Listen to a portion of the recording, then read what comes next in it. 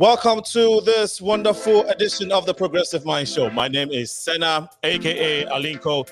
Today is January 23rd, and we are on another edition of this beautiful of this conversation we are about to have today. Pardon us for the background music. Okay, so we are back now.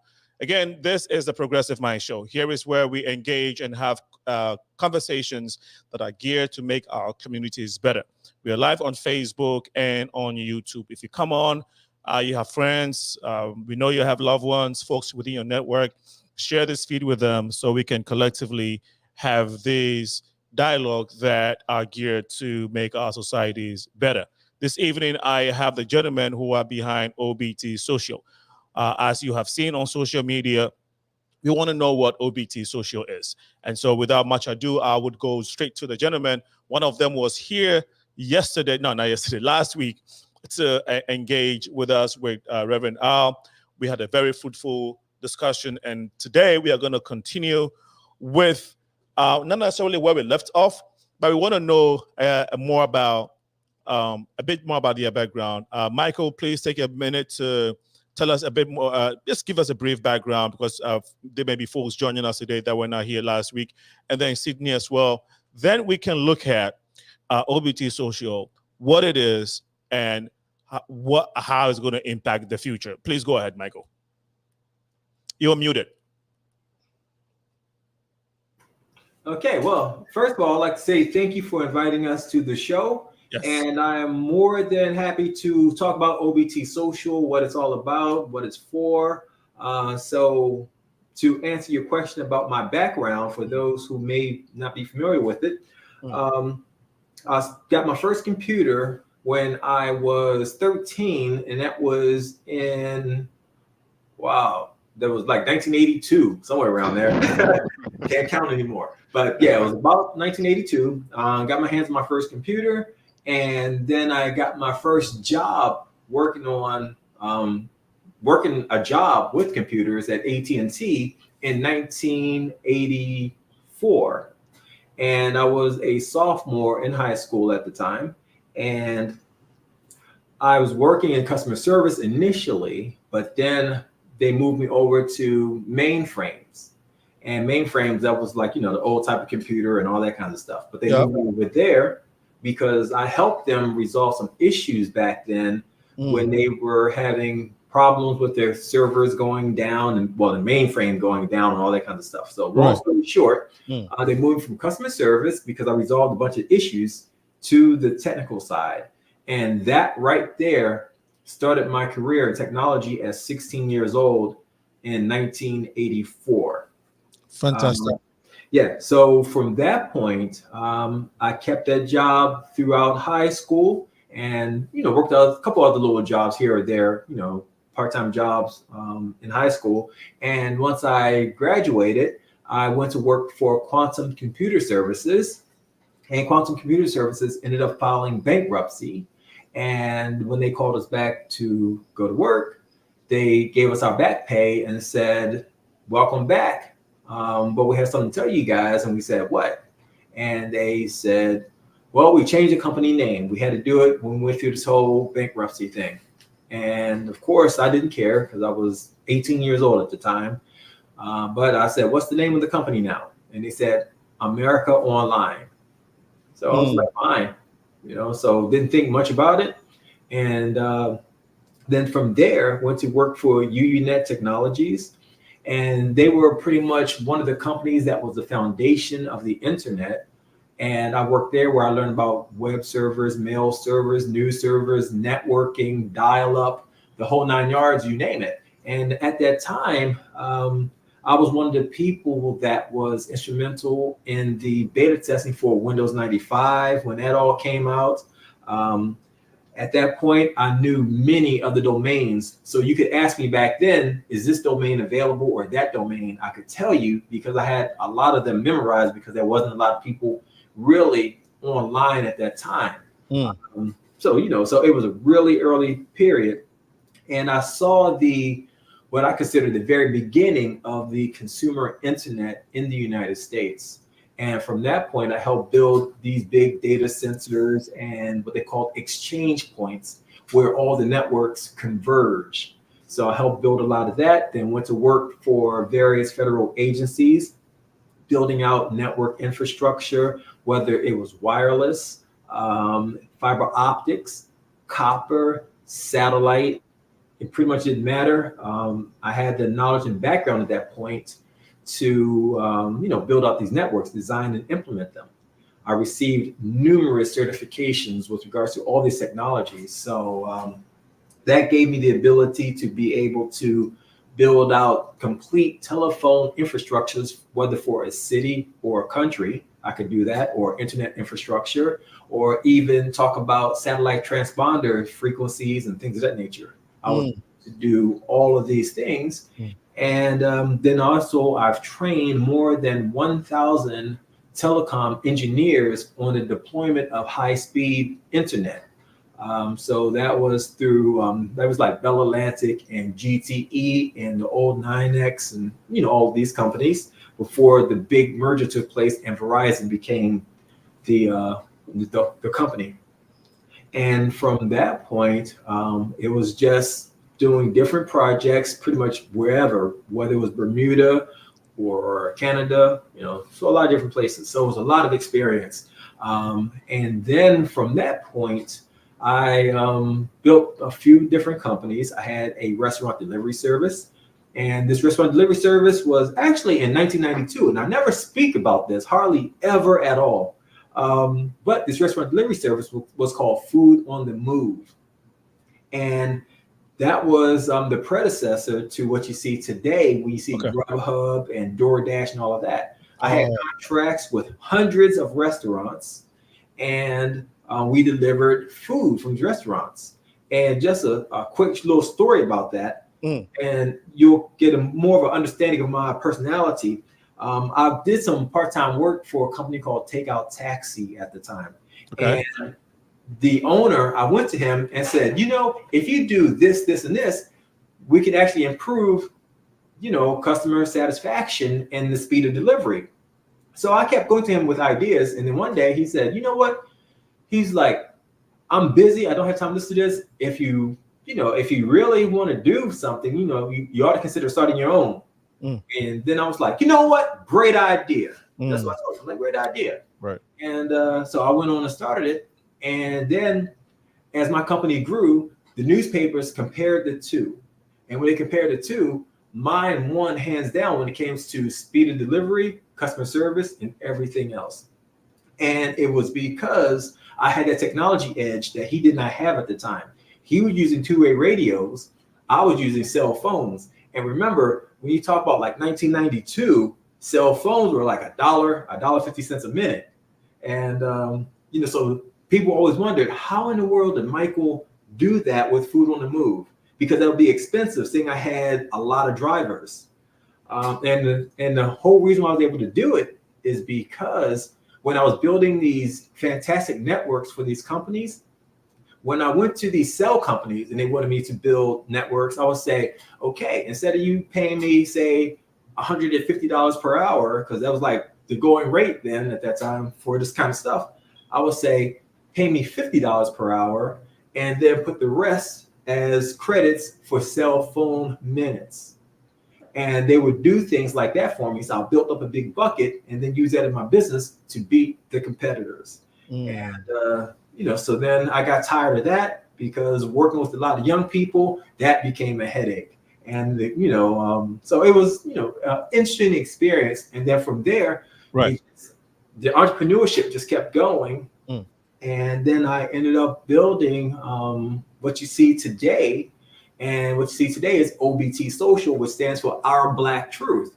And that was the result of seeing our people continuously censored and mistreated online. Again, my attitude is stop complaining about how Facebook, Instagram, and everybody else treats you, because it's their platforms. They're going to do what they want when they want. We're going to come to how all of this morphed or came together to your invention or to your creation of OBT. And great story. Thank you for sharing. So you were saying literally that around 92, you had started what we all know now, which is very which what we all know now in the food delivery system like Grubhub, Uber Eats, DoorDash. Mm-hmm. So you were doing this back then in the 90s. That's correct. Yes. At the time, what other companies in America were your competitors or were doing something similar to what you were doing? It was Takeout Taxi, and I believe Waiters on the Run or something like that. Right. Those were the only two that I knew of at the time. And what states did you start this business? Northern Virginia, DC, and Maryland. So your services, how were people? Is it comparable to what we have today, or did you literally have to go to the restaurants and then it was obviously more manual? But can you give us a little bit of how the service, how your operations, how the operations was done at the time? Okay. Well, what I did was at the time, and I was really young. I was like 23 years old, somewhere around there, right? What I did was I went to all these restaurants and said, okay, what I want to do is I want to deliver your food for you, and I need you to give me a discount of between 20 to 30% off of the food. Mm-hmm. So I negotiated that discount. Some restaurants weren't able to give that big of a discount because their margins were small. That's where the service fees came into play. Okay. And delivery charges. So we will balance it. And I will create this newspaper with all the restaurants listed in there. I would have thousands and thousands printed every month and have them distributed to people's doors at their homes and businesses. And then they would open up the newspaper, look to see what they want to order. They will call the food into us, Food on the Move, and then we would send that over via fax to the restaurants. Wow. And a lot of people don't know what fax machines are unless you're a little older, but that's what we did. The fax machines. And if the line was busy, then we'd have to try to resend it or call the restaurant. And then we would get the food and deliver it. And that's how the process worked. Beautiful. What was the average time of between order and delivery? I would have to say about 40 minutes. Right. And then once, when it was 40 minutes, it was because of the lack of communications between us and the restaurant. Communication wasn't the same back then. Of course, yeah, it was fax. It's not like today. Yeah. Right. But takeout taxi delivery was about an hour and 15 minutes. Okay, for a distance, for maybe a 2, 3, 4, 5 mile distance order? Yeah. Because we had different geographic regions that we covered from different offices that I had. And you, how many offices did you have at the time? Probably, I think, let me think here. 4. And then you approximately had about how many delivery drivers? About 90 something. Was it easier to get delivery drivers then? It was. The hard part was to get them to work. You can get them, but to get them to work was the problem. Why was it a problem?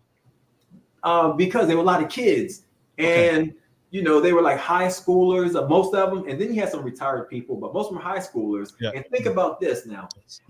I'm sitting here bossing around these high schoolers, and I'm only like 23, 24 myself. So they would look at me and be like, man, you're so young and everything else. And, so that was a little clash every now and then. I said, man, look, you better go ahead and do this, and they would do it. So you had about 90 drivers. So technically you were running about almost more than 100 cars kind of business. Right. And that was at the age of 23. Right. Was that the only business you were running at the time? Actually, man, I've had multiple businesses, but that was the one that was actually really out there. And okay. And did you have other partners, somebody else helping you with the operations, administrative part of the business? Yeah, actually, one of my friends, his name was Jeff. Okay. And he was a white guy, and me and him, we grew up together and all that kind of stuff, right? And it's funny, that whole situation, because at that time he was more knowledgeable with computers than I was. Okay. And now it's flipped, because I would go to him because I was good, but he was just better. Right. And so now, whenever he needs something, he's like, Mike, help me with this and this, right? And I'm like, man, it's funny how it turned around. And see, his parents had a lot of money to buy him all these computers and everything else, so he had that edge. You know what I mean? Right. So, but he lost it over time, because when the playing field is even with us, we typically excel. So that's what we have to do as a whole across the world, level the playing field for our people, and we will take over. Is it a matter of taking over, or just being competitive, or just being our excellent self? Because we're excellent people. We thrive when the playing field is leveled, like you said. So is it more about taking over, or just being excellent and being competitive, just like everybody else? Well, for me personally, and I just like to keep it 100, right? For me, it's about taking over. Why do you want to take over? Okay, and when I say take over, let me define take over. There you go. And that is provide a product or service, right, that no one can compete with or stand against. Right. Period. So that's what I consider taking over, where you can't be displaced. Right. You know what I mean? Because you keep your product way up here, your service way up here. Mm. And we have to do that because we can. So that's my whole point right there. We can do it. We Okay. just have to focus. I think that what you're sharing is very revealing and inspiring because um, nobody, I don't think this is popular news when it comes to companies that had initiated this food delivery type of business, right? Mhm. Now, like we know, the big guys, Grubhub, Uber Eats, and DoorDash, they're the main ones in this country. But to know that many years ago, before this company thought of it, a black man had started this business and they didn't have a lot of competitors at the time is very inspiring. And this is a story that we need to know and share. And thank you so much for sharing this. This is Black History Month kind of story. Black History Month kind of information, and Right. we really appreciate. Just like the telephone, cell phone. The cell phone was invented by a black man in this, right? The helicopter I heard was invented. GPS was invented by a black man, but a lot of us don't know this, right? Mhm.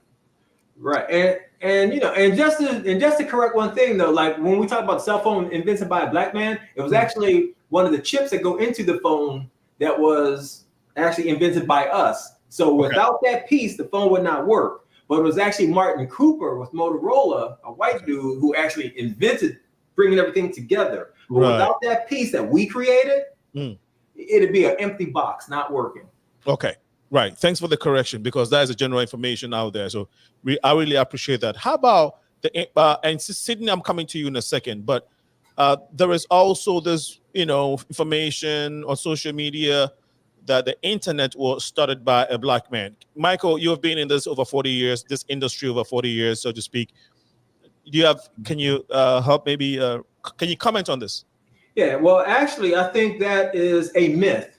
Mm. Because it was like the United States government, like DARPA and ARPANET and all of that kinds of stuff, right? Started with colleges, universities, and the government.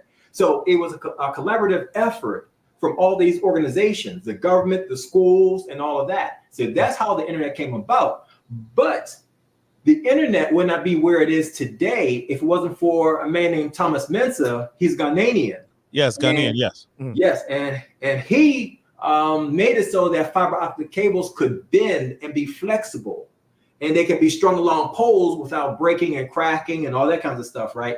Without him, we would not have the internet at the level that we have today, nor will we have the dashboards and stuff that you see in cars, how they're bright and lit up and all that kind of stuff. And any place where there's an application of fiber that bends, he made it so that the price was cheaper. He made it so that it could bend more and all of that, but he never gets any real credit for that. And and he's actually, I saw him 2 years ago when I was in Ghana. He's in Ghana now, yeah. Oh yeah, yep. I saw him a couple years ago, and so he's working on a lot of great projects, but he never got the recognition or credit. No, again, thanks for touching on that. How about this? There's also this story that a Nigerian tech guy played a role in the revolutionization of the internet. Okay. I don't know anything about that. Okay, we'll defer to that, and then when we have more information, we can discuss that. But to you, Sydney, thanks for patiently waiting on us. Absolutely. A bit background about who you are, and then we would dive into OBT Social. Sorry. Yeah. So my background here will probably be a little bit shorter, but similar to how Michael got started, I got started around the same time as well. So I was attending a course when I was it was 8-9 years old that my mom put me in, and it was really a class for divorced kids because a couple of years prior to that, my mom and dad got divorced, and in this class, I met a young gentleman. His mom was running the class, and her son, he and I just kind of hit it off. And I remember they took me home, and I spent the night over there at their house.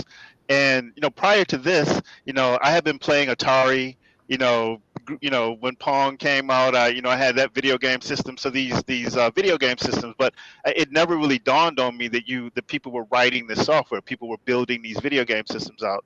So this was the first time when I went over their house that I was introduced to a computer, and it was one of the first computers out there. It was a Timex Sinclair 1000. And this was back in the very early 80s. So I'll never forget, I sat down, he taught me how to write, some basic programs.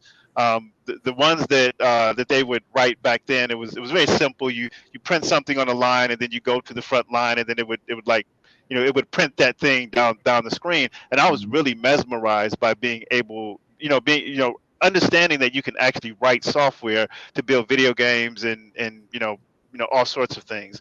So that next Christmas, I asked for a computer, and I remember my mom and dad got me a Commodore VIC-20, and then the year after that, I asked for a Commodore 64, and pretty much from then it was on. And back then, it was all fairly new, but you could go to stores like Kmart at that time, and you can actually buy books that taught you how to program. So I started like writing programs when I was really young, 10, 11 years old, and it was fairly simple to me. I did hit some rough patches there where I didn't understand conceptually how to move beyond those rough patches. But early on, I learned how to program computers, and it's really pretty much been a part of my life ever since. And then as I grew into a teen, I got a little cool and hanging out in the street with my friends and my boys, and doing other things, and I kind of let computers slip a little bit. And then after I graduated high school, and I had some college behind me, I went and worked for a company called EDS, and I really got back into computers a little bit more. I was doing tier 2 support for Microsoft applications, and this was the earlier days of Microsoft. I think we were still on 95 at that time. I'm pretty sure, yeah, we're still on 95 at that time. And I was helping some of the executives, learn how to use applications like Excel or Access, and we were helping with some proprietary applications as well. And around that time, I started developing websites, because that was right around the time that the internet, came out. And there was a real popular group in the area that I'm from, kind of an underground legend now, and I built some things for them on the web. And then myself and one of the members, we moved to California. And when I got to California, I had kind of let go of computers. I was just kind of trying to figure out my way a little bit. I didn't know if computers was going to be the thing that I wanted to really get into, and I actually started to get into some different kind of technologies, more like spiritual technology. So I got trained in a technology called NLP, which is neuro linguistic programming, hypnosis, and some other courses that I took at the time to help me better understand how to communicate with myself in order to get myself to produce results, as well as communicate with others in order to help move them forward. Moving forward, I did that work for a while. We had a coaching company that did okay. It did okay, and then right around 2008, when we had the housing crash in the States here, a lot of discretionary money the families had kind of it kind of disappeared a little bit. So those extra services, they started to cut out. And so at that time, we decided to close our business. I got back into tech. And when I got back into tech, I was doing more marketing technology. So, a lot of SEO stuff. I was in the earlier days of SEO. I was in it deep. Very comfortable with that technology, and then paid marketing and other types of marketing. And the last probably, I would say 10 or 15 years, it's been more in the analytics realm of marketing. And so, just understanding the data that you're creating and how you use that data, how you learn from that data in order to, create more robust marketing campaigns. Right. And then also right around the time of the pandemic, I got pretty deep into cryptocurrency, or blockchain, more so blockchain. And I was actually working with a company out of Accra, or the woman who started the company was out of Accra. Her name, a good friend of mine, Mercy. We started an organization called WADA, which was the West African Decentralized Alliance. And basically, what WADA was looking to do and still doing today is building hubs across the continent to teach people this new technology, blockchain. And right now, they probably have, I know, at least 10 hubs. And they're doing some really great work. We had a protocol that we were working with. We have developers that we work with, and through those networks, I met a lot of really smart people that I really enjoy working with that are on the continent. And then I'm not sure if you're familiar with ADDI or Dr. Arikana Shihambori Yeah. Kwao, Yep. but she was, I would join her Zoom calls, and there was one Zoom call where Michael presented OBT, and him and his background and my background seemed to be in alignment with each other, and I reached out to him, and the rest is history. Fantastic. Thank you so much for sharing such a rich background. So, Michael, you can now, yes, take us through the birth of OBT Social. Okay. Well, look, before I even do that, let me tell you, right? Sydney has been a godsend because, because I had the rough edges, right? And he smoothed those rough edges out. And when he's talking about communications, see, I have this thing, right? Sometimes I'll say something and it's not really the way I wanted to come out. So he'll be like, hold on, man. He's like, say it like this. And, it helps. You know what I mean? Right. Yeah. So, but like I said, he's like a brother from another mother. That's absolutely, the way to put no it, doubt. But we're joined at the hip from here. It's brilliant to hear Black men speak in depth about technology or about to, and we're about to go into OBT Social and the technology behind it, because I think a lot of times we are seen as though, we don't. It is either we don't care about technology or we're just not doing well. All in all, it seemed like a gap between the Black and brown community and IT in general, right? And so, but in your line of work, in your experience over the years, Michael and Sydney, would you say this is maybe a false narrative, and you have perhaps seen a lot of Black and brown folks in the IT world? Well, let me just say, from my perspective, it's not a false narrative. Okay. Because yes, I've seen some brothers and sisters in the IT world, but when I'm in that room, I see nothing but white faces, Chinese faces, Indian, Pakistani. I'm typically one of the only Black people in the room, because one of the things I've seen with our people is that we're great consumers, but we're poor producers. Okay. And that has to change. And see, that's a big problem on this planet for us. So that's my experience. Sydney, what you see? And the thing is, it's not because we don't have the ability to produce. I think it's a conditioning of the mind, because we have equal ability to produce, create, and consume as everybody else, right? Mm-hmm. Okay. So absolutely. I mean, we have. I mean, if we're really going to talk about it, we have a great capacity to produce and create. I mean, everything that we see in the world today at some level is a derivative of something that we've created. You know what I mean? But yeah, I think my experience is a little bit different. I see a lot. I mean, technology, in my opinion, has been the one industry that more Black people have gravitated to and more Black people feel comfortable with. And I agree with Michael, you do not see those people in the boardrooms, but that's a whole other conversation there. That's not necessarily the technology itself, but you find a lot of these guys, sit at home, sitting behind their machine, kind of playing with the technology, but they don't necessarily get the same opportunities that other people might get, in the corporate world. But I see a lot of people that are in technology now, absolutely, that are Black and brown folks. Fantastic, Michael. Please go ahead.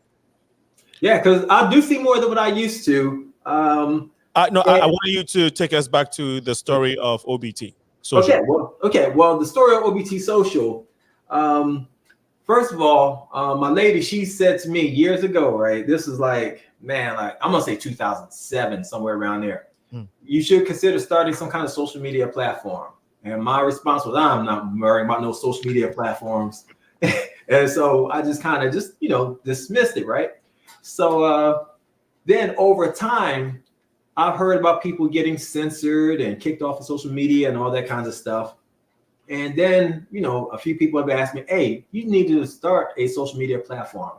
My response was saying, I'm not messing with no social media platform. Social media is a waste of time, effort, and energy. It's just a trap. That's all it is.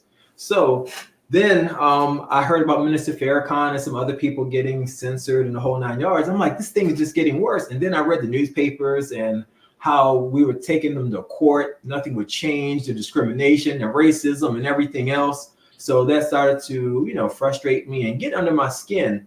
And then I thought about it. I said, I'm going to go ahead and do this. I'm going to go ahead and start some kind of media platform.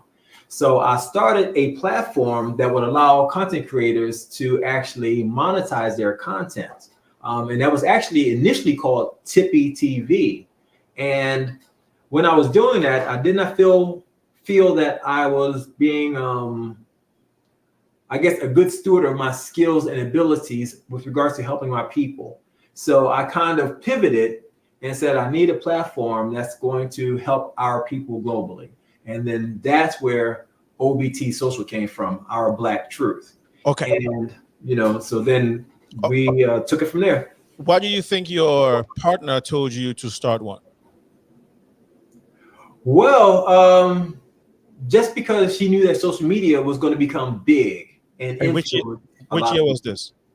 About 2007. Okay, right. And so she kind of knew that it was going to be a big thing. At the time, what social media platforms were very popular then? I think it was MySpace. And I really don't know, because I really didn't follow social media much at that time. Okay. I just understood the technology, but I just never really followed them. Yeah, I think MySpace was huge. I don't think that Facebook was even. Black Planet. Okay. Mm-hmm. Yeah. Friendster. There was a bunch of them out there. Yeah. Okay. So not as popular though. Right. So she saw the future, and she gave you the hint. Of course, you didn't catch it at the first time. Over years, you caught the vision. And so, what it is that you put together, and how does OBT social work? Okay. Well, what it is, the first thing I said to myself is, people don't take Black people seriously, especially in technology and these kind of businesses that's more what I consider high end. That's not labor intensive. Mm-hmm.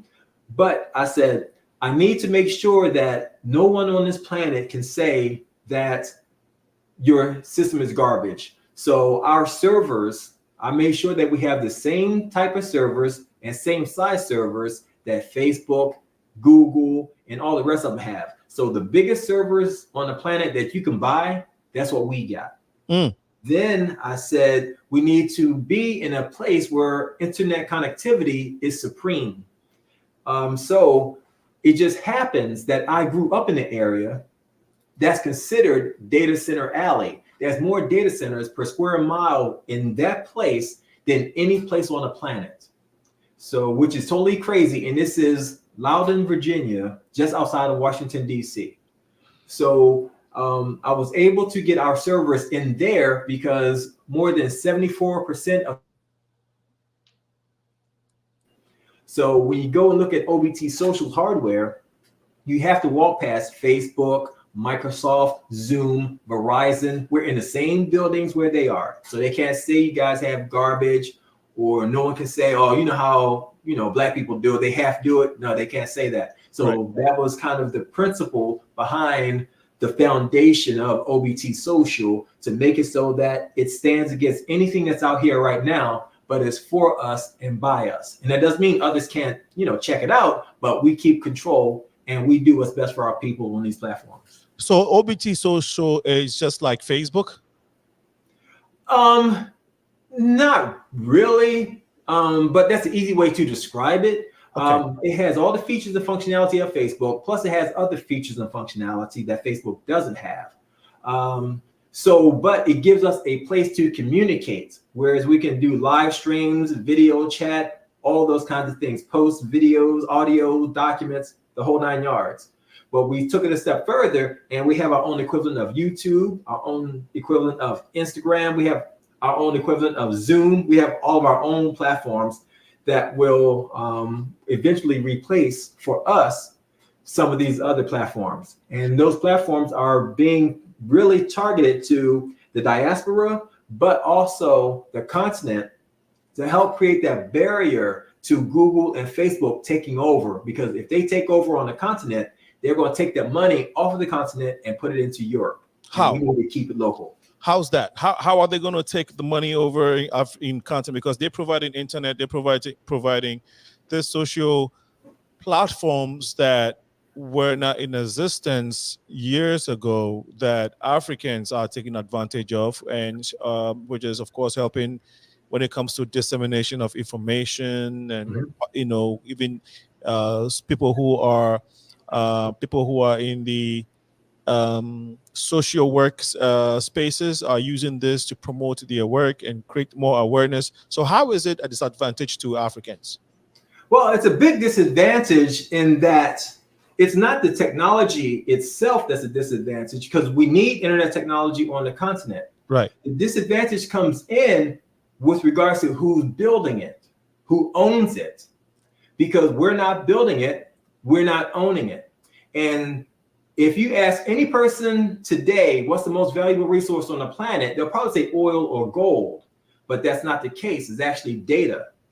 So whoever owns the data, they're the wealthy ones. And African countries have been getting Google, Microsoft, and Facebook to build these networks for them. So who owns that data? Who has access to the data? Those companies. Then you'll see some companies that have black faces, but once you dig down to see who's financing it, they're European companies and banks and stuff like that. So when it comes to business, the person who puts in the most money owns the business. That's the way it works. So people are overlooking that right now. So what I foresee happening is they're going to make it so that they grab all this data from all these African people. They're making all this money through advertisements and the whole 9 yards. They're going to erase the culture of Africans because everything they put in there is westernized. And social media is a behavioral modification tool, period. That's what social media is. It's a behavioral modification tool. And whoever runs it and owns it, they can change the behavior of an entire nation. And we've seen that. So that's the danger when you have Westerners controlling that, and you know what their attitude has been in the past. Where there's money and valuable resources, they want it, they will take it, they will manipulate, they will kill to get it. And these companies and all the rest might say, oh, that's not us. But if you look at their descendants, not descendants, but their ancestors, a lot of them partake in the Berlin Conference to carve up Africa. They're from those countries, those nations. And no other nation allows companies to come in and build their network infrastructure. Okay. Africa is one of the only places on the planet that will allow other nations to come in and build their network infrastructure. And that is a national security issue. Sydney, I'll let you comment in a bit. But Michael, what stage is the OBT social platform as we speak? What stage? It's full ready out there. So there's nothing else that we have to do. So if you're asking what stages, it's finished, just like how Facebook and all the rest are finished. Okay. And we have to do regular updates. Okay. And you said your headquarters is located. Is there a physical location for, or this is virtual? Yeah, actually physical locations, because the hardware is actually centered in Ashburn, Virginia. Okay. And then office space in Columbia, Maryland. Okay. You mentioned something about the positioning of the brand. Now, I don't know if that's what you meant, or you meant physical location of OBT social structure, because you were talking about situating it by Google, Facebook, and all of that. What can you clarify that point? Oh, okay. Well, so for example, the servers are in Ashburn, Virginia, right? Uh-huh. And they're in a building. Okay. And this building is where you have hundreds of companies. You have like Comcast, Xfinity, Verizon, all the companies you can possibly think of that connects to the internet. They're all in that campus, in that building area. So Got you. they all connect into a central system so that they can hand off data to one another. And when you hand off data like that, when you're in that building, your data is fast. It's Gotcha. more secure and all of that. So we're right there in the mix with those guys, with the Fantastic. with the Verizons and Xfinities and all of that. Great. So, Sydney, how many subscribers does OBT Social have now, and what is the target? Would you say that you've met your target as we speak? And let me jump in Um, for any answers too, Yeah. because when it comes to our numbers, I don't like giving out our numbers because we got a whole bunch of troll spies and all the rest of them, but Sydney can answer the rest of them. Yeah, so I mean, when you say and yeah, absolutely, that's something that we don't typically share. But And, as far as I'm sorry, and go ahead. before you go on, just want to clarify that you are the vice president of marketing for OBT Social. That is correct. Okay, please go ahead. Yeah. So as far as hitting our numbers go, I mean, we have a ways to go because we're competing with some very mature platforms and people are used to them, and they have their content and their information in the platform. So we have to have a unique selling proposition that we have to get across to people. And like Michael was saying, one of the most important things that people have to understand is that the people that are controlling your data don't necessarily have your best interest in mind. And I don't know how many times it has to happen, to people who look like us, where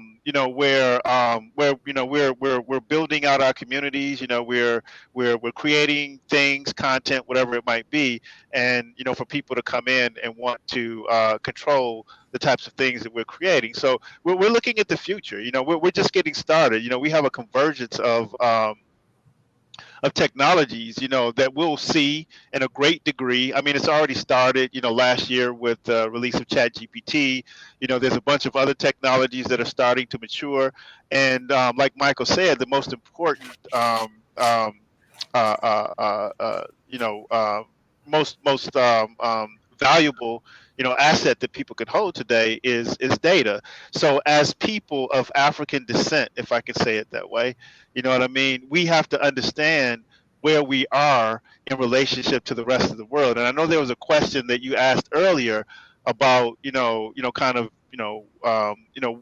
why are we where we are, and what do we need to do? And I think from my perspective, we just need to know who we are. We are not we are more than Westerners. We have our own ways of thinking about the world. I grew up in a Western nation, but I also understand that there's more to descendants of Africa that needs to be realized and revealed. And these are the types of things that we're looking to do with OBT Social. There's a brilliance in our community that we want to have control of so that we can push that value back into our community.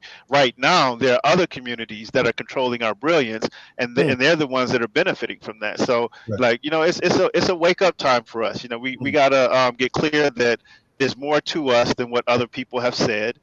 We have to control our own narrative. We have to tell our own stories, and we have to put ourselves into the future. Thanks so much for sharing this. You're watching the Progressive Mind Show here in the beautiful city of Chicago. It's 45 minutes past 6 p.m. Central, and we are talking to Michael Thompson, who is the president and chair of OBT Social. He's also the former VP of Verizon, has over 40 years of experience in technology. And then next to him is his vice president of marketing, OBT Social, Sydney Nicholas. And we are discussing what it is, what was this platform, and the reason behind its creation, and where it wants to take its brand and its work and the impact it wants to have, not just Black people here in the diaspora, but on the continent. And if you just joined us, they've given us a great background of themselves, their work, and a bit more about OBT Social. We're about to dive more into it. If you want to ring in and share your opinion or ask a question, the number is 815-277-5047, 855-277-5047. And before we okay, there's this information I wanted to share, but I'll let Sydney continue with this point, like the page once you're on. You can share it with friends and family members, so we can all be part of this community building agenda. Um, Sydney, how can somebody sign on to OBT? Actually, let me before I ask that question, what makes it? And I know Michael may have touched on it, but I think it's very significant that I ask again. What makes it more important and needed? What makes OBT more important and unique from social from the ones that we already have? Because we were here, TikTok wasn't here. It was social media. I mean, Facebook, then Instagram, then Snapchat, and then TikTok came and is taking over. So, what makes OBTs more unique, and why haven't we seen that speed that this other social media platform had grown in the past? Yeah, I think there's a different they're focused on something different. Like we're focused on, this being, almost the nervous system for our community, and it's not exclusive. Anybody can join, but we need to have a place that we can have conversations that we have, because we talk about things that are not necessarily relevant to other people, and in some cases that can make them feel uncomfortable. I mean, there's so much going on, across the entire world now. I mean, here in the country that we're in, they're restricting our rights. They're in a sense deleting our history when they say that young people cannot learn, the true history of America, as it stands today, because it might make some people feel uncomfortable. So it's much deeper than just a digital platform, that people can use. This is something that we can, have control of, so that we can make sure that we can continue to communicate, and continue to drive our own narrative, in the future. And I'm sure that there are a lot of your listeners who know who Wodamaya is. Wodamaya is a very popular YouTuber. He does great content. I mean, he seems like the nicest guy in the world. And I think he was banned from YouTube for like, what was it, like a month or two, where he started to put his content on Facebook. So help me understand, what flags, may have presented themselves in order to ban the type of content that Wodamaya is doing. And what people don't understand is that that's going to happen more often in the future. And also keep in mind, these are private networks. You know what I mean? So the people who run these networks can do whatever it is that they want to do with these networks. So these are not our networks. These are owned by these private companies that run these networks. And you may love Mark Zuckerberg, you know what I mean? You may, love some of these, folks out here that have created these platforms, but you have to understand that they have their own interests and intentions, and in most cases they are not necessarily aligned with ours. So it's not trying to take them down or anything like that. It's just like we have things that are important to us to share about our community, and we should have a network to be able to share those things on. Fantastic. Thank you so much for breaking it down. Some would also, I think one would also wonder, again, how you can join OBT Social. Is there any way you can demonstrate? I mean, is that an app? Can you share your screen? Because we want to know how, if somebody wants to sign up, how do you go about it? Is it a regular, just like you downloaded the Facebook app, you go on Google, the App Store or whatever, Google Play Store, download the app, and then you just sign in and just start using it just like you would do Facebook, right? Absolutely. It's just that simple. Yeah. Yeah. And it's obt.social, or you can get the app off the Android store. We're not in the Apple store because of the terms of their agreement, and again, them wanting to take things that don't necessarily belong to them, or too much of something that doesn't belong to them. But you can definitely get the app off the Android store. It's OBT Social. That's pretty simple. And then also, if you want to visit in your browser, you can just go to obt.social. There's an image and a sign up, and you sign up and you're in. Can you show us the right image on your phone? Can anyone demonstrate it, so that because sometimes when you download this stuff, you can have a whole bunch of similar things coming up, right? And before we go there, let me say this right now. Sydney, see, he ain't going to details, so I'm going to say it. When it comes to Apple, right, they want 30% of any transaction that takes place on the app.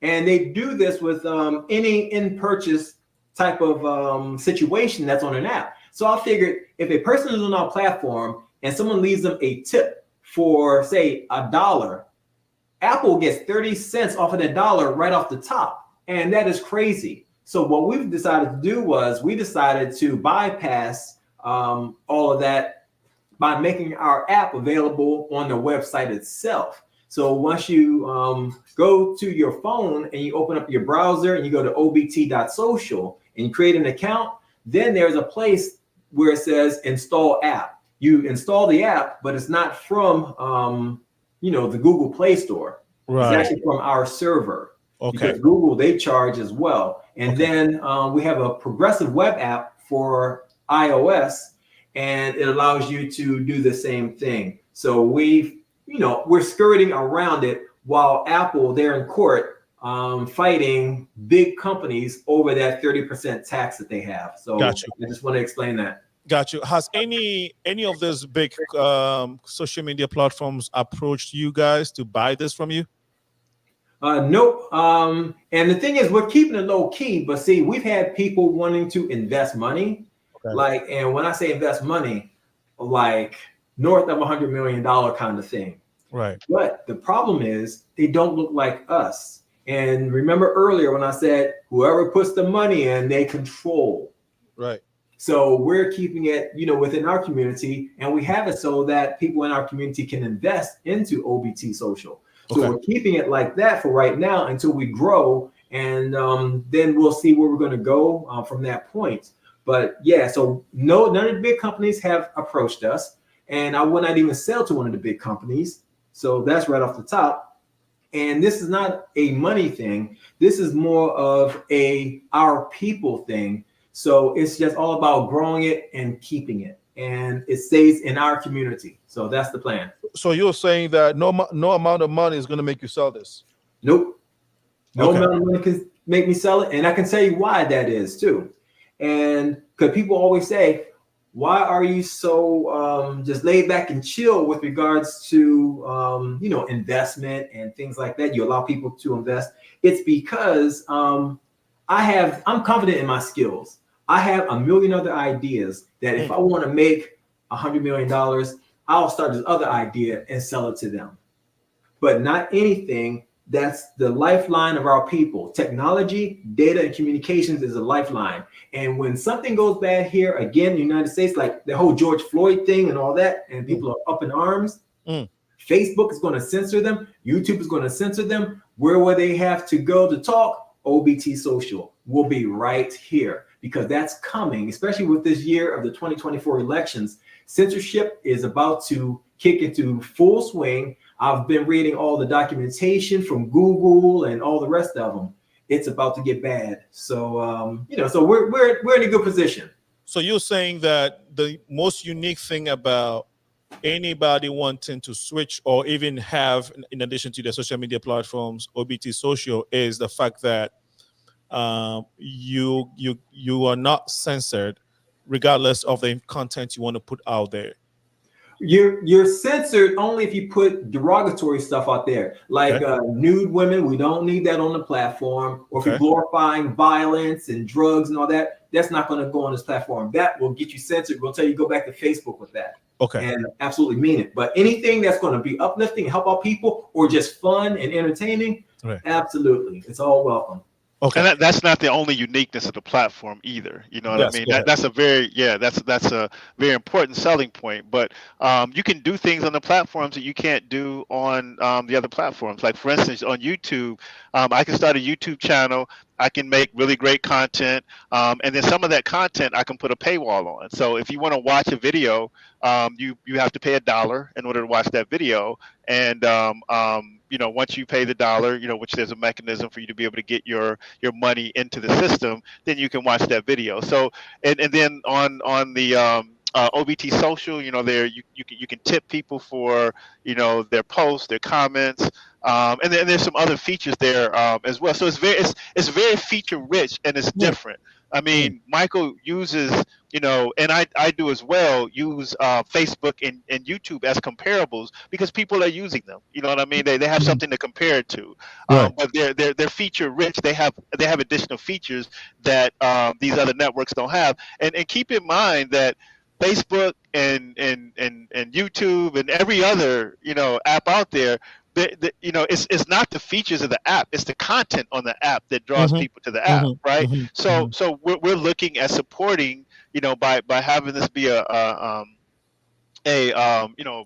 applications that cater to like our community. We're looking to support our community, and we know what happens, when our community gets a hold of these applications. I mean, we do all sorts of things, and I'm gonna use an example because it's just a great example. A lot of Right. people know what it is, but the brawl that happened in Alabama, and it's not just the brawl itself, right? It's what people did with it after it occurred.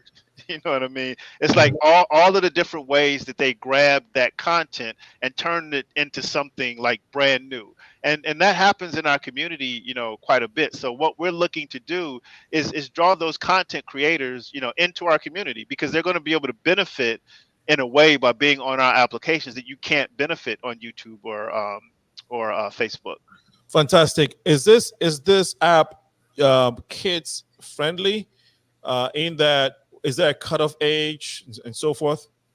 Well, right now it's 13 years old Okay. is like the minimum age. And see, the way that we have the system structured, we really don't want to have like, really young kids on there because people, they can speak the truth and the truth can be still harsh. You know what I mean? And a young person may not know exactly how to interpret some of these things.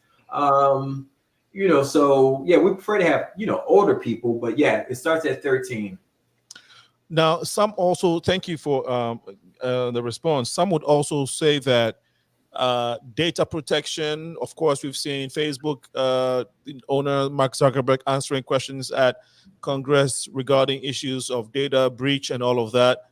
How safe would people's data or people? How safe will or are people's data on your platform? Okay, well, let me just start by saying this, right? Mm, First of all the stuff that you heard about Facebook and their data issues, yeah. all that for the most part revolves around them selling and giving away data to third parties. Okay. That's what they were doing, so they can make more money or position themselves in a better place. But see, we don't do that. First of all, we don't use any algorithms to force stuff to you. We let it go organically. Um, so when you're talking about data protection and all that, we implement the same level of security that Facebook and all the rest of them do. It's monitored continuously. Again, we use the same type of servers and firewall and software that they do for their data protection. Mm, So when it comes down to it, across the board, I would have to say it's all even when it comes to data protection. It's about the policies around that data that makes a difference. And right. we're not giving away data, we're not selling data, and we're not trying to modify your behavior in a negative way through Mm, algorithms. fantastic. Did you want to add anything to that, Sydney? No, I mean, I think that's right on point. Okay. What Facebook has been trying to do is something, that the government is not comfortable with. So that's one of the reasons they were called into Congress. Okay. Thank you. So, as the head of marketing at OBT Social, um, of course, you will not. I mean, we're not asking you to divulge all your marketing strategies, but how has the campaign and the word going out into the communities or to your target audience? How has it been going so far? Are people receiving it? Do you see the enthusiasm growing here in the diaspora?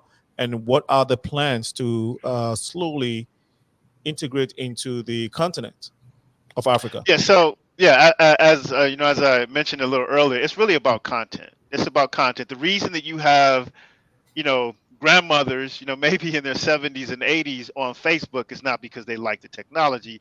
It's because their daughters and sons posted pictures of their children. You know what I mean?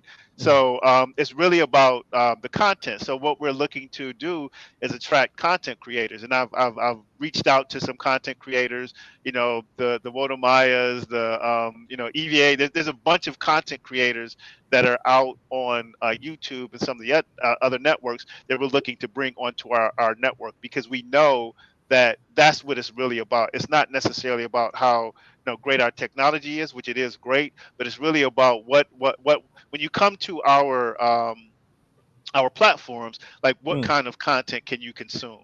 And we're very deliberate about at least from the corporate standpoint, the kind of content that we want to draw onto the platform, which is this content that helps to bring a higher awareness to the relationship between the continent and the diaspora, as well as intergenerational relationships. So the relationship between the folks who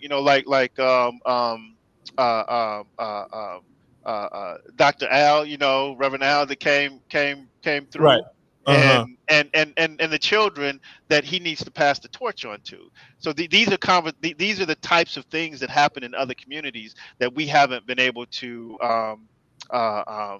create a vehicle for in our own community. So we're just helping to facilitate that right now. Right now, it's really about the content that we're trying to bring on, the type of people that we're trying to get on to the platform, and the type of conversations that we want to have, again, to make sure that we're placing ourselves into the future.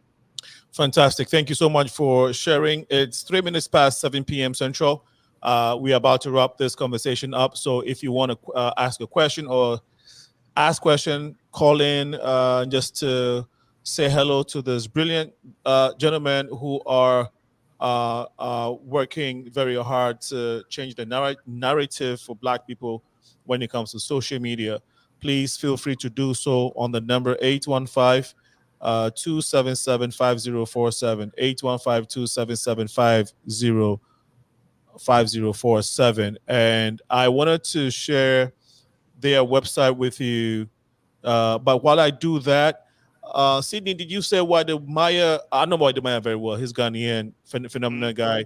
You say his platform has been taken off YouTube because I know he hit a $1 million subscription last year, right? I think it was October, November, or may have been September, October. But yeah, his platform was taken off YouTube for a period of time, and he started Really? doing his he started doing his videos on Facebook. They have since then, I believe, reinstated his account. But Okay. you like who Wotomaya is, what he Yeah. does, and the value of his platform, and the Yes. value to him that's created from the platform. Yes. So yeah. Wow. Wow. So okay. So I'm assuming he's back now doing his thing um on Facebook. Okay, I hope that is actually the case for him. And I want to give me a second. I'm trying to share, see if I can find this here. I don't know if you all can see. Oh yeah, we can see.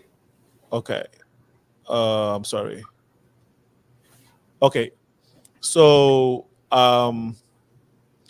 my system is, let me see if I can do you see it scrolling up or? Yes, it is scrolling up, and Mhm. if yeah. Okay, fantastic. I just wanted to show our viewers that here is the website per what it was saying. You can go as you scroll down here. I think I saw okay, there's a YouTube display of what it is. Yeah, and Is this a, Senna, oh, just so you know, yeah, this is the corporate site. So this talks about OBT Social. okay. But if you want to come onto the platform, you want Mm-hmm. to go to OBT Social. OBT.social. Okay.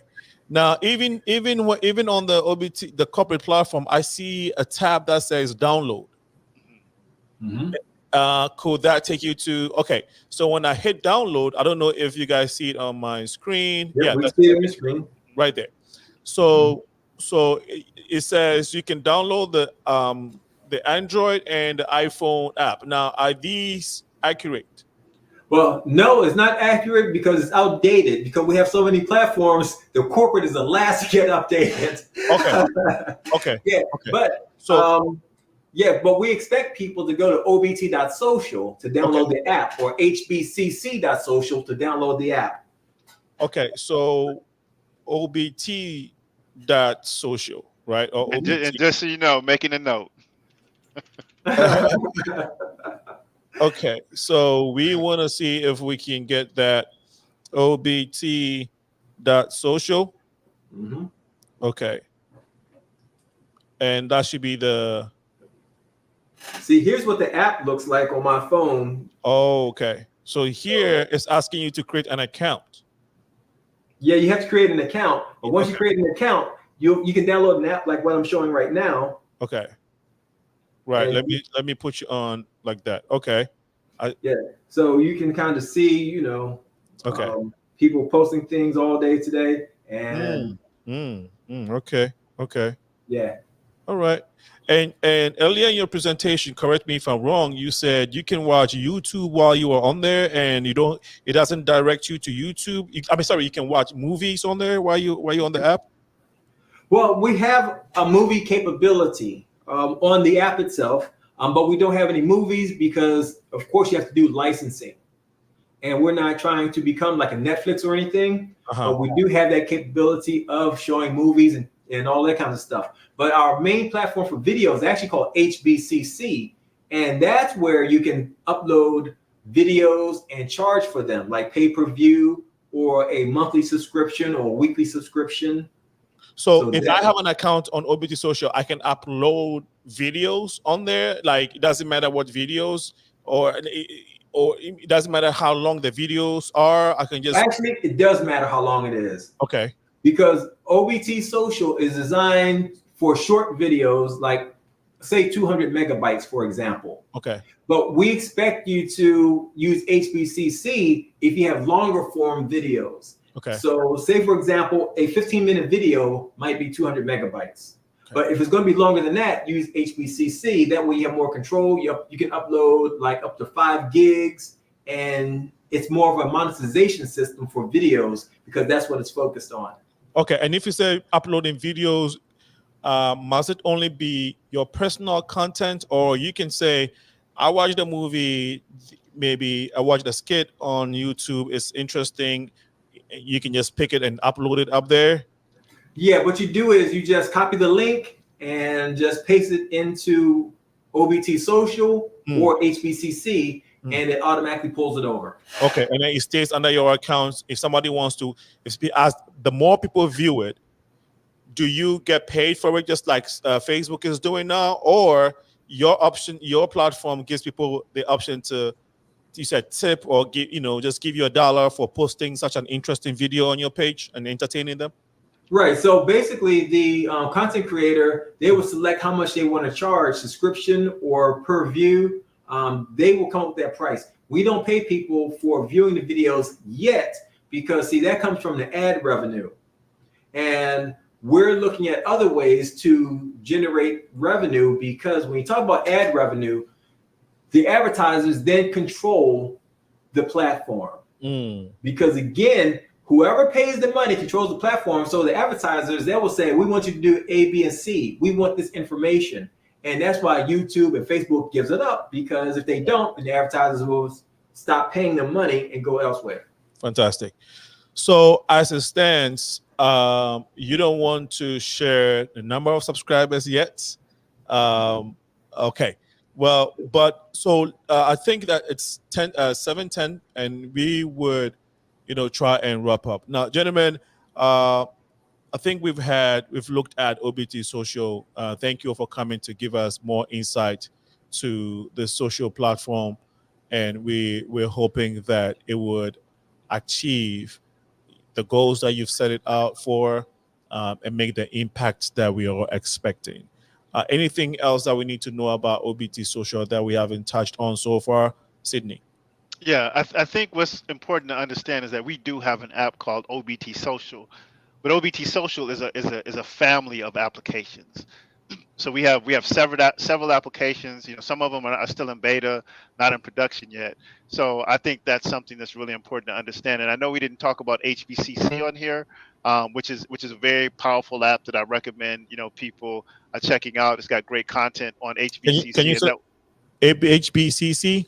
Yep, it's hbcc.social, which stands for Historically Black Content Creators. And there's a lot of really great content. So that's, I mean, again, as a comparable, it's like YouTube, but there are different features that are offered on our platform.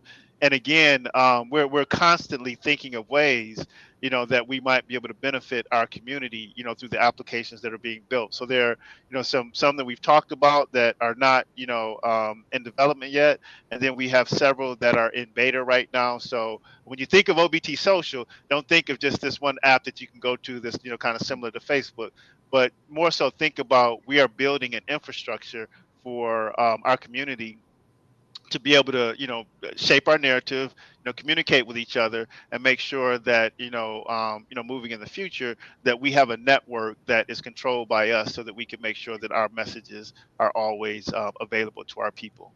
Fantastic. Before Michael gives us his closing remarks, I would like to engage. I'd like to remind our audience that we have been talking about the we have been talking about Israel and the Black Church for some time. This event is happening on the 1st of February. Israel, basically working out or looking at the relationship between the nation Israel and the Black Church. This event is going to take place again on the 1st of February at Pastor Steve Munsey's church out here in Indiana, very close to Chicago, of course.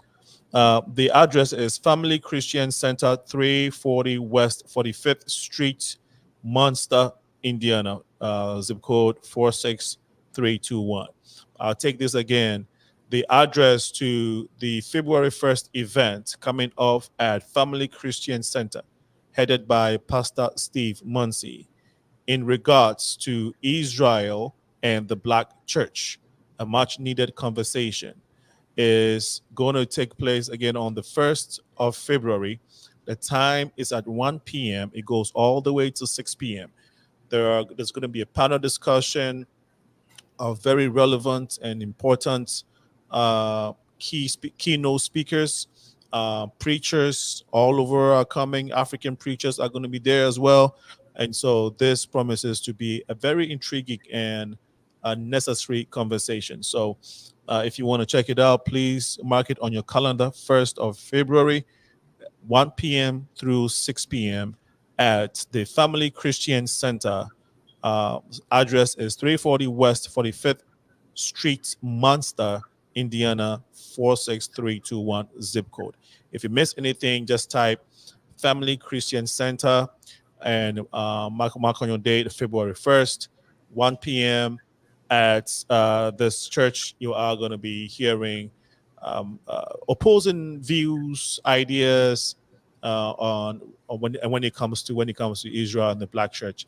Is there a relationship? What has been the relationship? Is the relationship meaningful? What is the future looking like?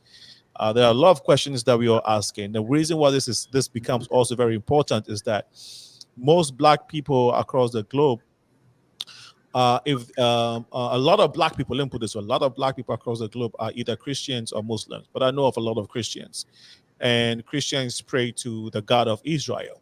And so, in these days and these times, what does all of this mean? And so this is a very, very needed and important conversation. We know that Congressman Daniel Davis will be there, and a lot of very important dignitaries, preachers will be there. So again, feel free to mark this day on your calendar, February 1st, which is coming very soon. I think in a week or two. No, two in not this coming week, but the following one. And it's going to be a Thursday, 1 p.m. through 6 p.m. There's going to be some refreshment as well. And this event is being put together by the Shiloh Institute. The Shiloh Institute, headed by founded and led by Christina King, Pastor Steve Munsey's Ministries, and the Zion Global Ministries.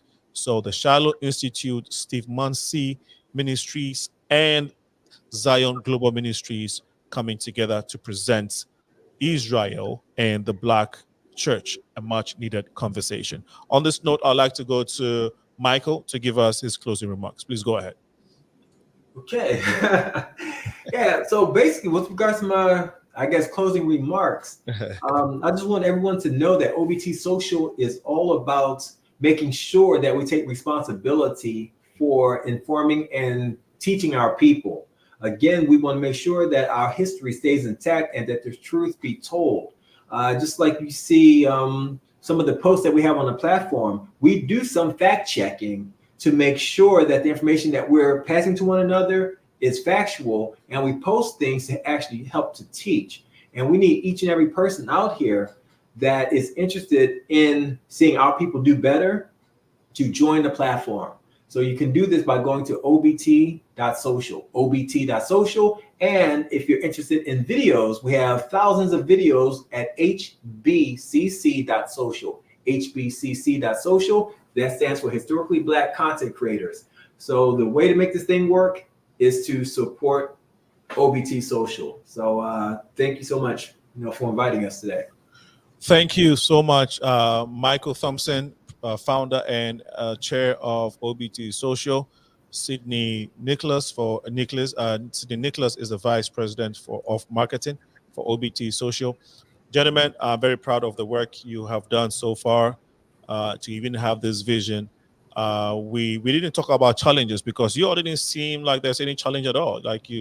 Hey, we got this under wraps. So. Oh no, there's challenges, and the challenges come dealing with our own people are some of the biggest challenges, really. Why?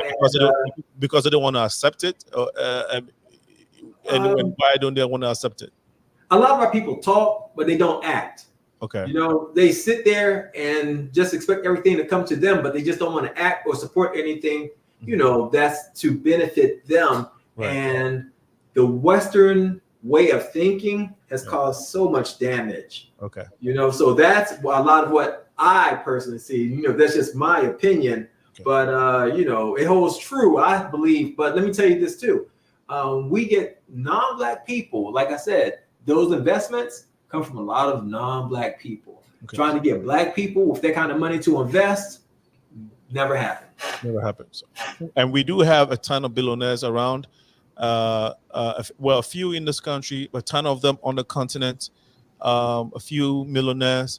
Hopefully, as we keep working and putting the diaspora together business-wise, we can make some of these connections. And that is why June 20th, 21st, and 22nd is very important with the exchange ceremony because we're having a business meeting, and hopefully as we bring this African businesses here to match with you or to look at opportunities here in America, somebody may hear your story and be like, look, this is something I can put some money in, right? Mm-hmm. And so we're looking forward to it. So it sounds like the challenges is more about the investor side, not people signing up, because that seemed to be good. Is that okay? Is that correct? No, actually, it's both. We have a nice number of people signing up, but the problem is getting a regular person. Like, say if you're a Pan-African person sign up like that. No ifs, ands, buts about it. No problem. But your regular, typical Facebook user that likes all the ignorance that's on there, right, it's a much harder sell. Right. But it will come with the content. But we're not going to have the same kind of content. Okay.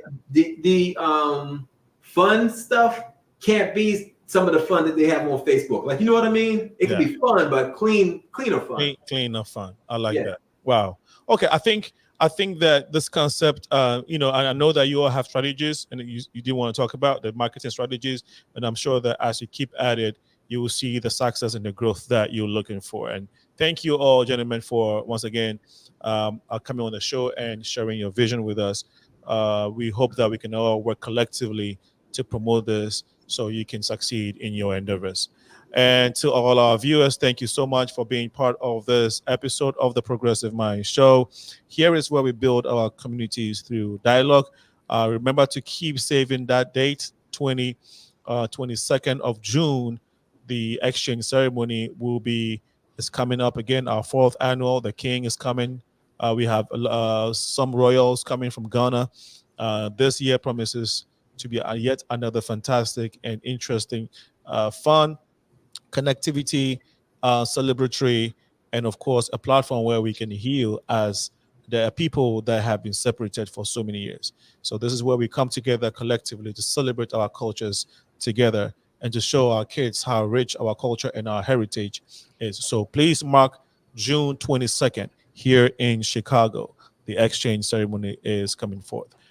Now, without much ado, I want to say thank you once again for being on the show. Remember, to whom much is given, much is required. I have been the host this evening, and we shall see you sometime next week, Tuesday. Have a wonderful evening. Bye-bye. All right.